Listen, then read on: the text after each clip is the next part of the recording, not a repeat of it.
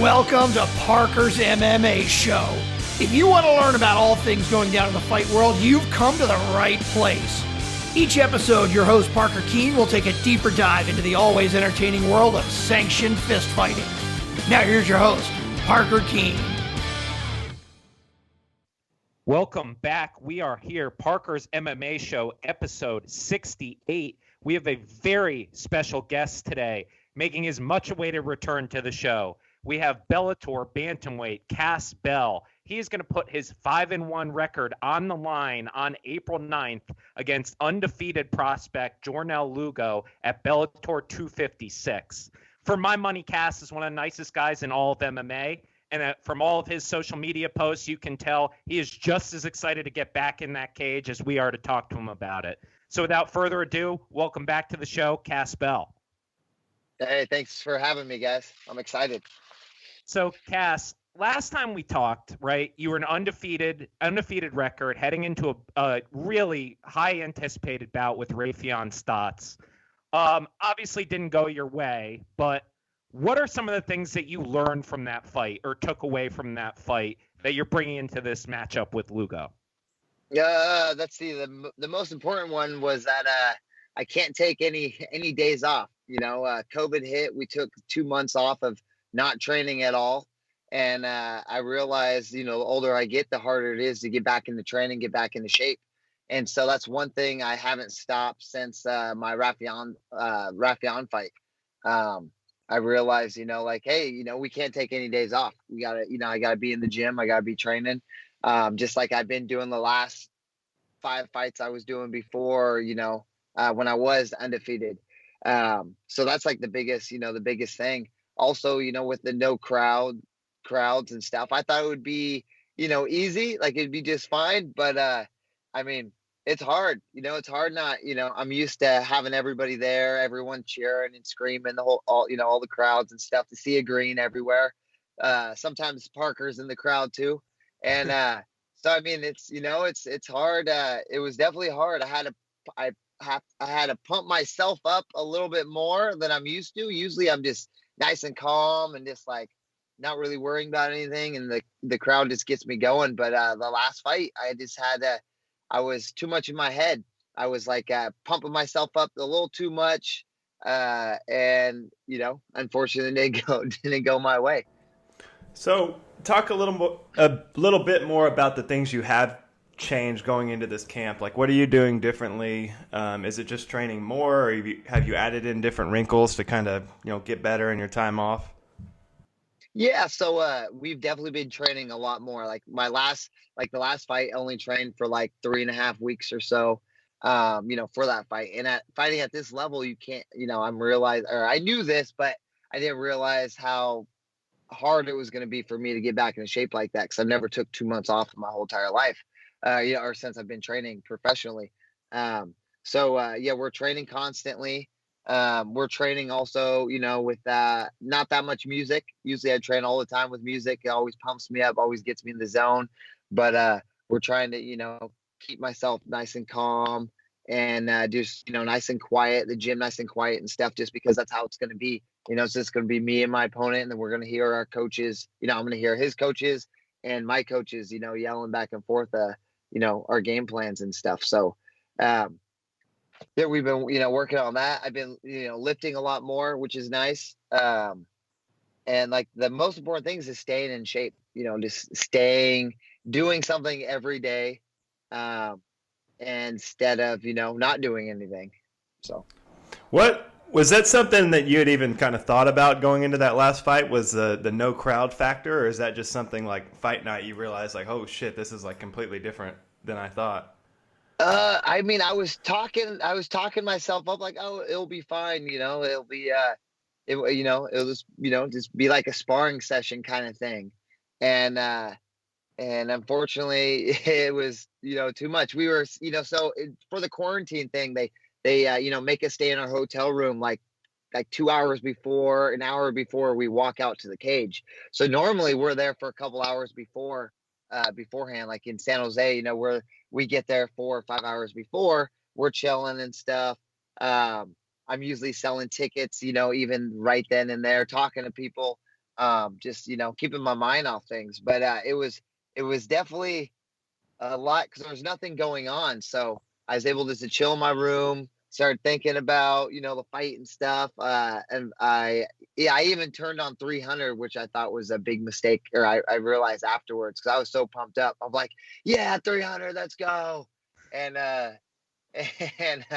and so this time, after, learning how it's all going to be, especially with the quarantine and everything, I got a better understanding of what's going to happen, what we're going to do when we get there, how we're going to be locked down, how the tests are, and also waking up. It's a 3-hour different time zone difference, for me, because I'm in California, Pacific Standard Time, than it is on the East Coast in Connecticut. So that was a huge difference too. My body not recovering at all. So right now I'm trying to get as much sleep as I can as early as possible, even though it's still hard because I don't get done training until 8 o'clock at night anyways. And so that's hard, but I'm trying to get in bed by, at least by 10 PM at night, in bed, passed out, and then waking up, kind of early just to get, used to that schedule. Cause usually they have us doing like our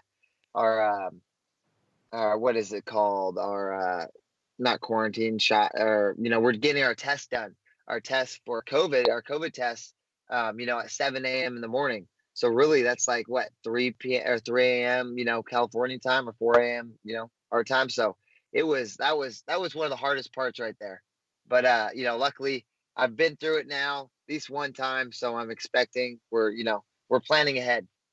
All right, so let's talk a little bit about your upcoming opponent. How do you rate him skill-wise, and how should we expect this fight to look?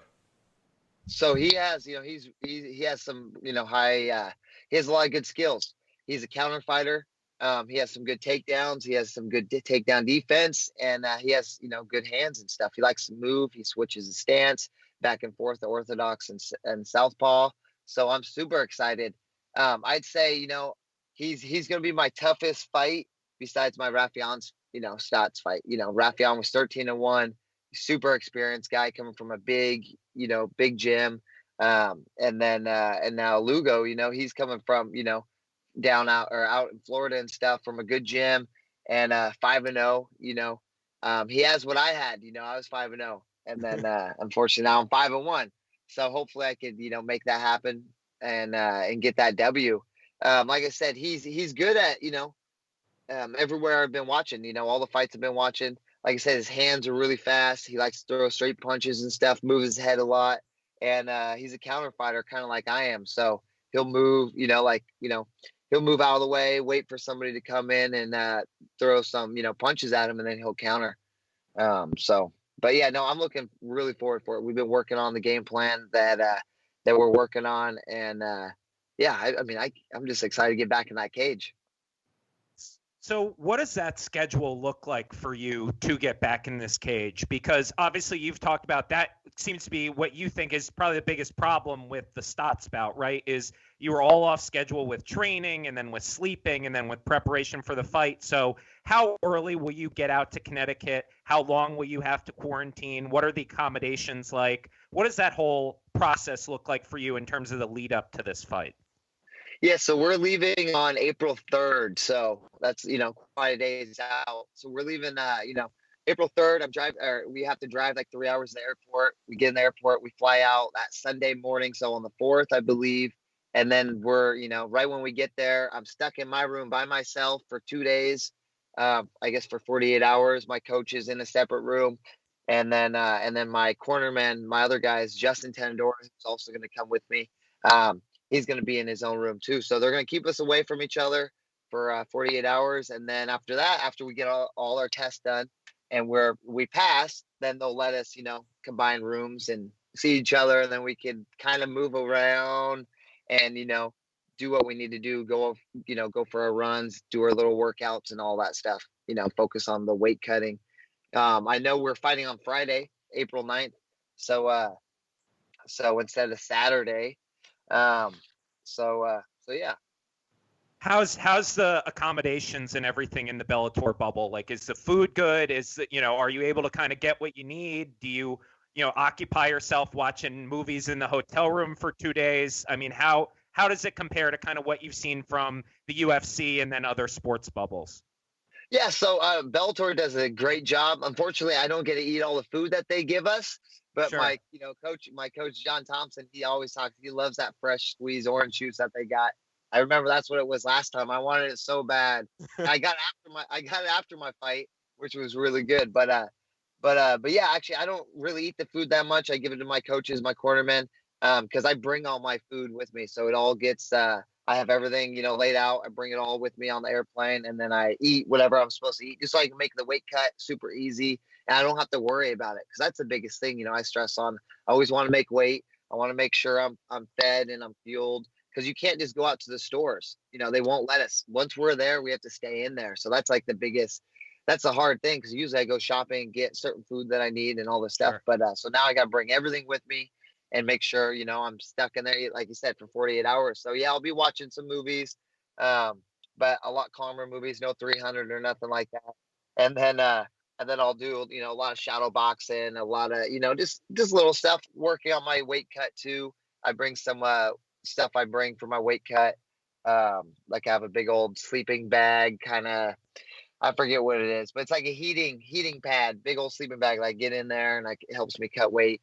They do, luckily last time, I believe it's going to be the same thing, but they give us a box sauna. So we get to sit out, but you can't bring it in your room. So you have to go down there once we can. So the 2 days I won't be able to go anywhere. I'm stuck in the bed in the hotel room. But after that, we get to go down to the event and practice our weight cut, or get to our weight cutting, go in our little sauna box that we have, which actually works pretty well. And then what else? I mean, pretty much once we get my coaches and I get to go back together, we'll do, focus on weight cutting, focus on, this, the game plan, just drilling in my head, making sure I got everything I need to go for runs a little bit here and there, out in the parking lot. And then, that's pretty much it. And then getting as much rest as I can. That's one thing I'm going to focus on, is getting as much rest as I can, for this upcoming fight. Sure. So let's zoom out a bit, Cass. Obviously, Bellator's been a little quiet to start 2021, but when you look at these April shows coming up, I mean, it's some of the heaviest hitters in all of MMA, not just Bellator, right? So Yes. What are your thoughts on this kind of April restart for Bellator? And is it motivating for you to fight underneath big names like Ryan Bader and Lyoto Machida? Does that kind of get you going, or does it not matter who's on the top of the card for you? It definitely does. I'm definitely happy. I fought under Ryan Bader before, so I'll be used to that. But what's cool is who's on the card. Ryan Bader's fighting Lochita, for the second time now, so that's gonna be awesome. I do have Ryan Bader winning that fight though. We have Corey Anderson fighting, who I think I've been on his card at least once before. I can't quite remember, but I think I was at least one time. And then we have Julia Budd too, who's the featherweight. I think she was a featherweight champion before Chris Cyborg stepped in there. So that's exciting. Just to have her on there too. A champion and stuff. And then that's pretty much all I got on the who I know that's on the card right now. But they have great cards coming up. They have the Pitbull fighting Sanchez coming up. That's going to be awesome. They have the fight I'm looking for is Juan Archuleta versus who's he fighting now? Juan Archuleta and is it Pettis? Is that coming up? Yep, I believe so. So they have that fight. That's the bantamweight title fight there. So I'm super excited for that one. And then we got a couple guys from the UFC. They're fighting the next week after I am. Shoot, why am I going blank right now? I had all their names in my head. Romero and Rumble's coming up. Yep, and Rumbles. That's gonna be exciting fights, so I'm stoked. I can't wait for all Bellator stepping back in, and they're showing some nice big cards. Yeah, and part of the staples of these Bellator big cards in the past, kind of prior to the pandemic, is they used to have really big cards in kind of exotic places, right? We've seen them go to Japan, Ireland, Italy, and bring title fights there. Is there somewhere that they've gone, or maybe that they haven't gone, that you'd love to go fight that you haven't yet? Like somewhere maybe out of the country, or, even if it's in the U.S., somewhere you just haven't fought yet? Yeah, I've never been out of the United States besides like Mexico, but right there on the border kind of thing. So, anywhere would be awesome. But I mean, Japan would be really cool. I'm a sushi nut. I love sushi and stuff. So going Japan, I mean, that's that'd just be awesome. Yeah, I would say Japan would be my favorite place to go.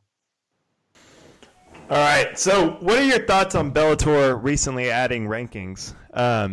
Is that something you spend a lot of time thinking about, or kind of tell us about your feelings on that? Yeah, no, I'm excited. I've been waiting for, the rankings for a long time.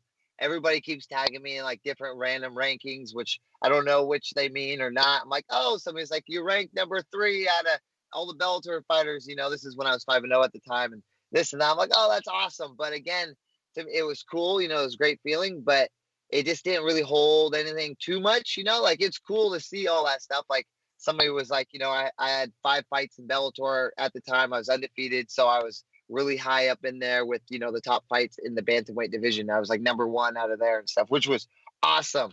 But again, it was just from random promotion, not promotions, but just random whatever they are. So websites, now with Bellator, right? Just dudes on the internet. Yeah, exactly. Yep, exactly. It was still cool, but again, now Bellator is going to have their own ranking system, so it should now it should mean a lot more. It'll be cool too because you can see where you ranked up, and then it's like, all right, well, I want to fight these guys, in the top 10 or the top 5 or whatever they have, and see where I'm ranked up. It gives me another goal to push at, something else to look forward to, especially in these times right now with COVID and all that stuff. It's been hard, to be motivated and just get up and do stuff sometimes, especially in the beginning when all this stuff was going on. So I mean, it's just another thing to look forward to, like say I'm ranked number, I don't know if I am in the top 10, which I think I would be, but, see who's below me, who's number 3, number 4, number 5, or whatever it is. And start calling those guys out instead of just have, see who everyone is like, all right, well, it'd be cool to fight that guy, but I don't know where he ranks and all that stuff. So I'm super excited about the ranking system that Bellator, is putting in. Do you think it just brings clarity to the organization? Because I know the last time we talked to you, you said, when you were undefeated, you were having a hard time getting fights against these big name guys because, they didn't want to fight you. So do you think that's just going to help the long term of Bellator? Yep. Yes, definitely. Definitely. I think that's, they're taking the next step in the right direction with, the ranking system. And like you said, yeah, exactly. So it tells us, where everybody's ranked in there, or at least for the top, whatever, numbers of fighters are in there. And then it gives us, hey, we should be able to fight this next guy down or a couple guys down like that. And so like I said, I'm so excited about the ranking system.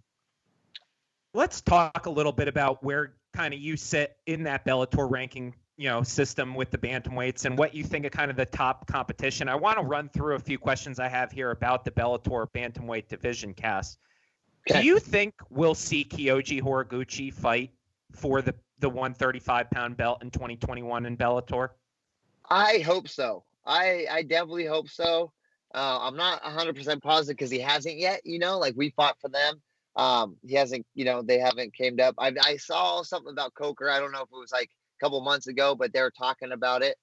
So I hope he comes back because I mean he's one of the top contenders that we have in there. So it would be awesome to see especially Juan Archuleta, because my money is on Juan Archuleta beating Sergio Pettis and then seeing Horiguchi fighting Juan Archuleta. I think that'd be a great fight right there.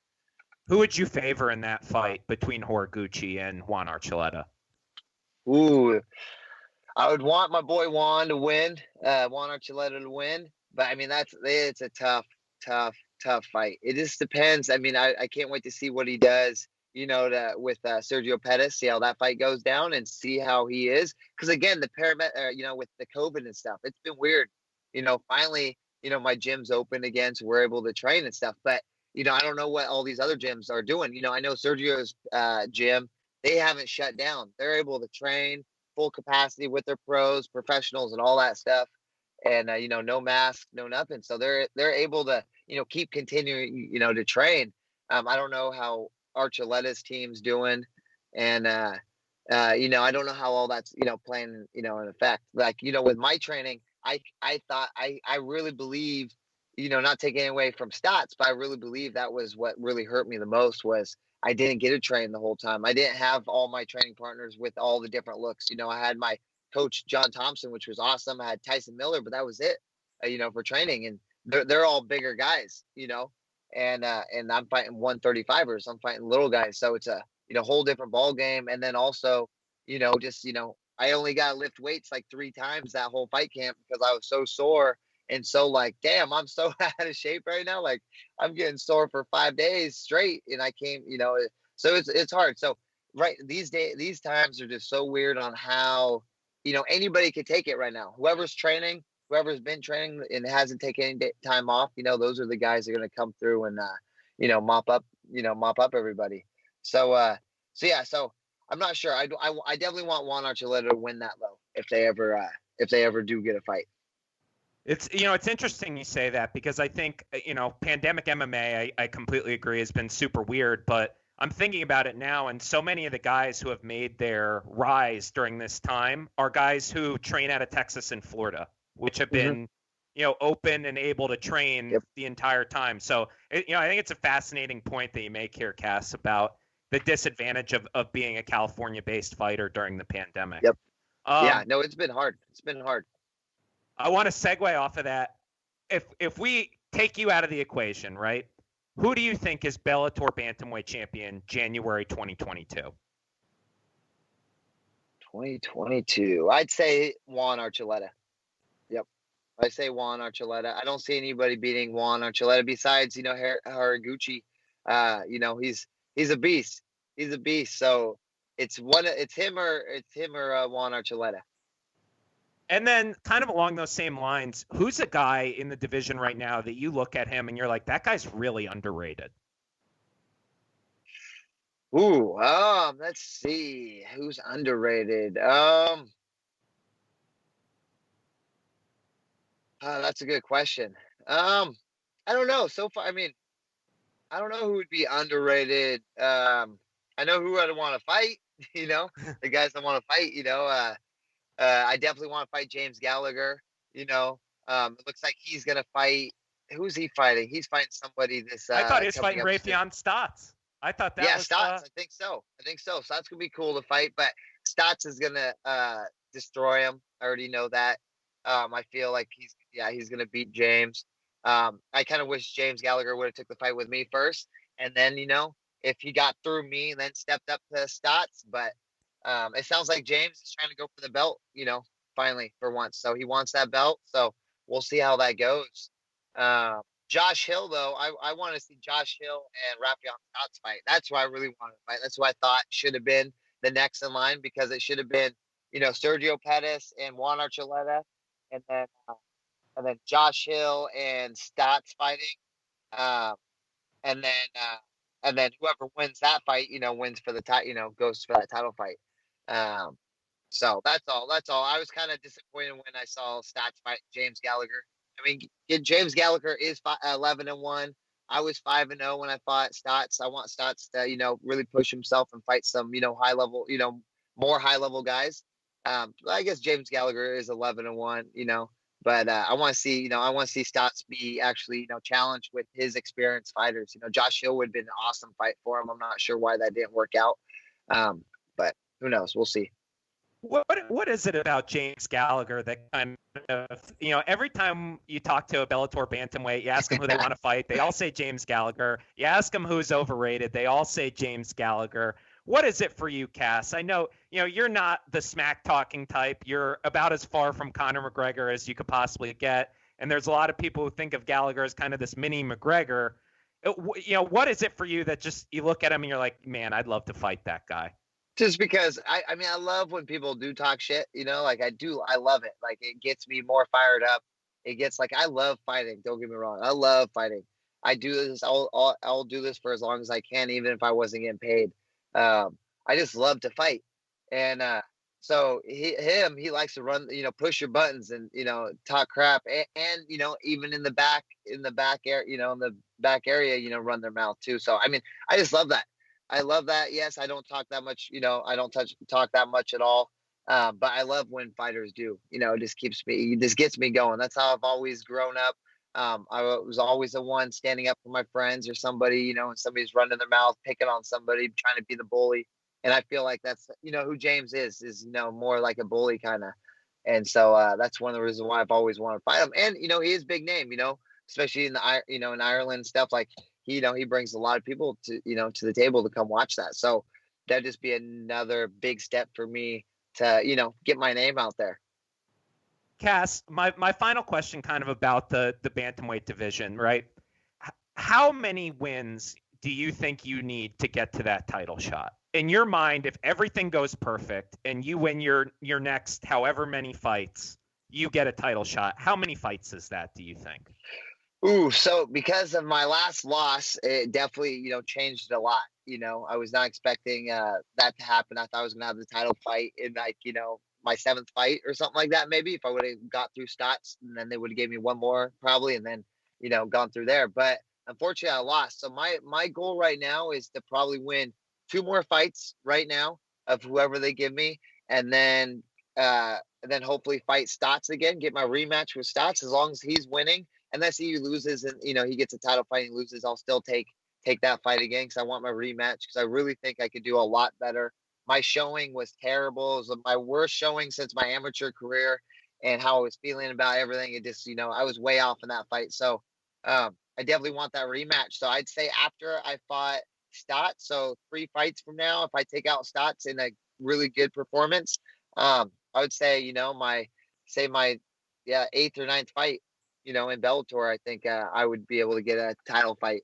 I would hope. But I definitely want that Stotts fight first, that rematch, before I get that title fight. Let's add to kind of your goals for 2021. In general, I ask this to all the fighters, but what is your 2 biggest goals, both professionally and personal, for the rest of the year?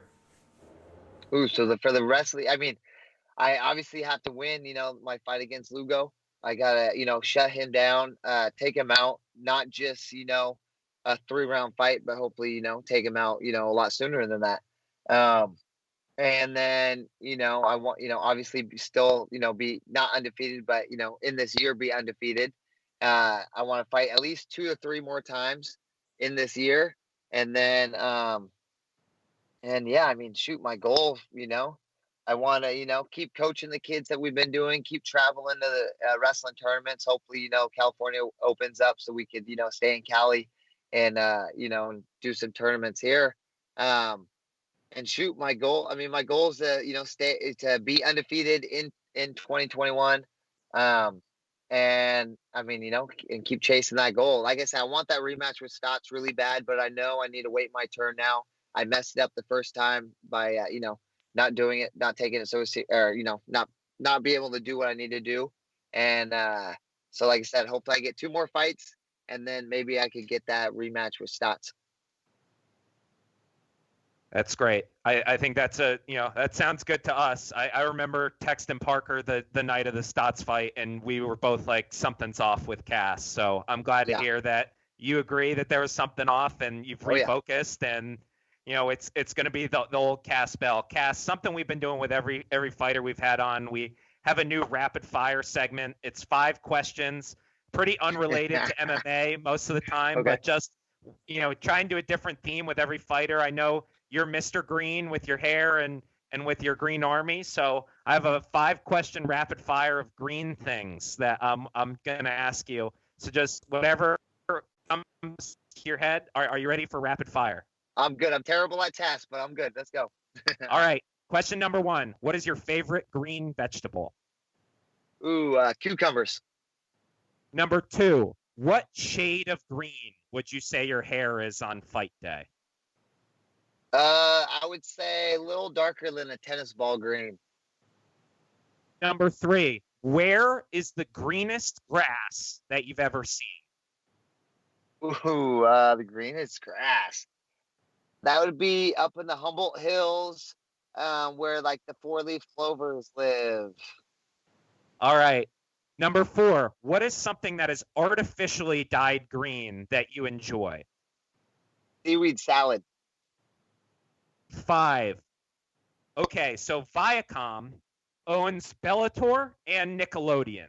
This NFL playoffs, we saw a Nickelodeon broadcast of the NFL where they had slime in the end zone. As a green-haired guy, are you willing to get slimed post Bellator victory, considering that they have the Nickelodeon partnership already in-house? Oh, I'd be down. I've always wanted to do that when I was a kid watching the shows. Actually, I never had cable myself, but when I go to my friend's house, they would have that slime show going on. I was like, what? That'd be awesome. So, yeah, I would definitely do that. So you heard it here, Scott Coker. Cass Bell, when he wins that Bellator gold, we want to bring the slime out. Yeah.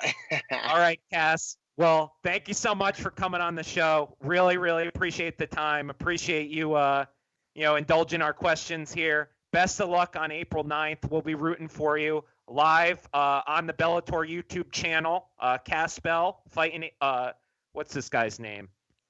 Lugo. You are fighting Jornel Lugo on April 9th. Cass, any shout-outs or tell the people where they can find you? I definitely have to, say thank you to you, Billy and Parker, for having me on again. Thanks for, having me on. And then also I gotta, give love to my, Institute of Combat team. All my teammates and stuff, they're pushing me. They're making sure I'm the best I could be, and, kicking the crap out of me, which has been awesome.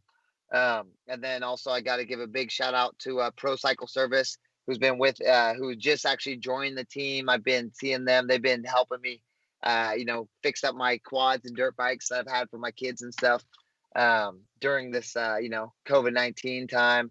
I have Adventurous Edge, who's been with me since the beginning. They're the ones who's flown me to all my fights before. So Adventurous Edge, definitely a big shout out. Active Care Chiropractic, got to give them a big shout out. They're giving me all my massages right now and chiropractic work if I need it. Let's see, what else is there now?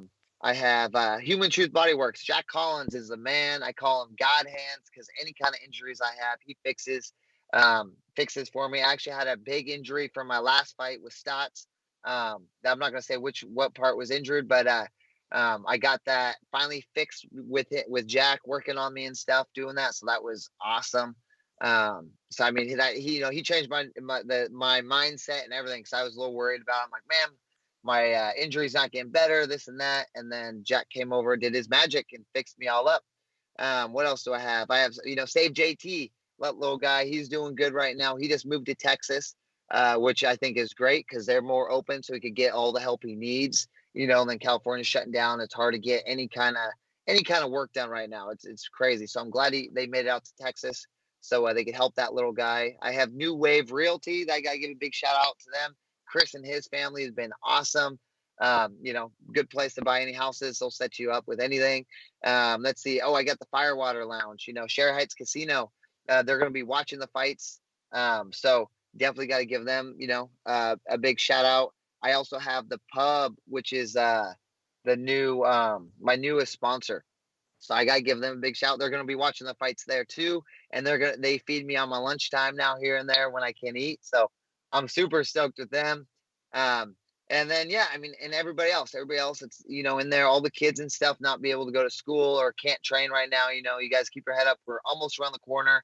The gym is open now, so you guys can come train now. But, all the kids, you guys got to get out and like run around and be outside, be in your yard, play in your yard or whatever you can. But, you guys got to get out of your house. But yeah, I guess, Bellator, thank you, Bellator, for giving me back on here. Oh, one last thing is the Rhythmic Catalyst Group, my, management team. They got me another multi-fight contract with Bellator, which is awesome, especially after my one loss. I was a little worried about that. And, but they were, they were able to get that through and get me, another multi-fight contract with them. So I'm stoked. So I'm happy. Well, leave it to Cass Bell. He, longest answer of the entire interview is the shout outs and thank yous. Yeah. That's Cass Bell for you. Yeah. Well, hey, I want to be there without them. It's, it takes a whole village, all Humboldt County and everybody else to help me get to where I'm at. They're able to help me with my dreams. So I always got to give them, everyone a shout out. Awesome. We appreciate the time again, brother, as always. And we'll be looking forward to seeing you back in action April 9th. Yes, thank you, Parker. Later, Billy. You guys have a good one. All right, everybody, like, share, subscribe. I'm Billy Naden. He's Cass Bell. He's Parker Keene. This was Parker's MMA show. Thank you very much. Texas Trees is the premier tree care company in the DFW area. Whether you need basic maintenance or specialized services, when it comes to trees, we've got you covered. Pruning, chipping, bracing, and cabling, even root barriers and disease control, we do it all. And if you aren't sure what you need, we have certified arborists on staff to point you in the right direction. Visit us at northtexastrees.net. That's northtexastrees.net.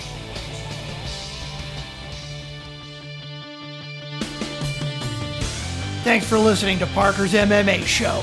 Take a moment to rate and review on Apple Podcasts or wherever you get your podcasts, and visit parkerkeensmmashow.podbean.com for additional information on Parker and to stay up to date on the latest drama in the fight world. For more information and important links about today's episode, check out the show notes.